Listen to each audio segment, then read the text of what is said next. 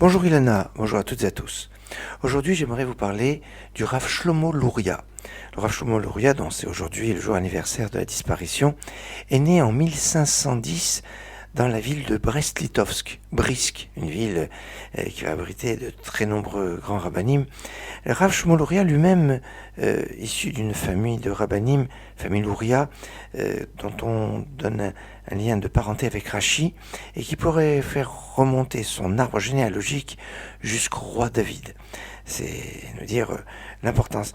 Certains nous disent que le nom Louria pourrait être soit lié à une ville en Espagne, soit à la Loire, et que on aurait donné un territoire sur la Loire à son ancêtre en récompense d'avoir soigné la fille d'un notable, d'un roi ou d'un duc en France.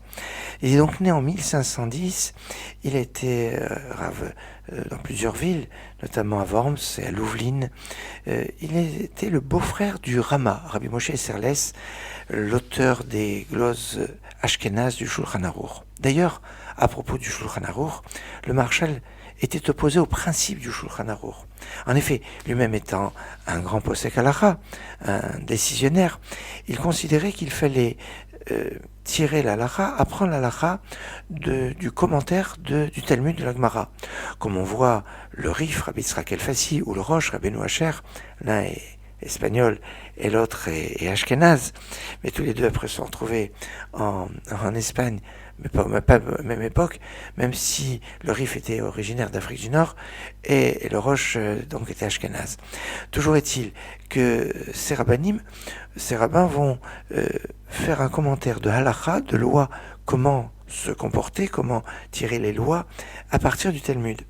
La nouveauté du Shulchan Aruch était de traiter les sujets par thème et d'avoir comme ça une vision très séparée du Talmud dans une approche plus thématique.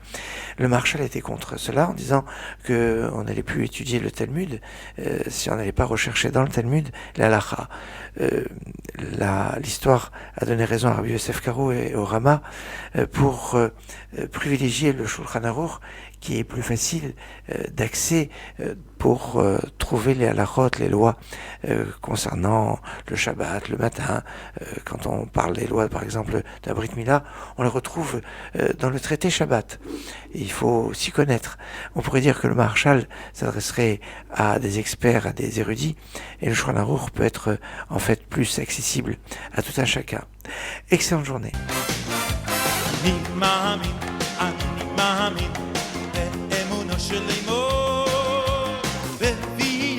המשיח, אני מאמין,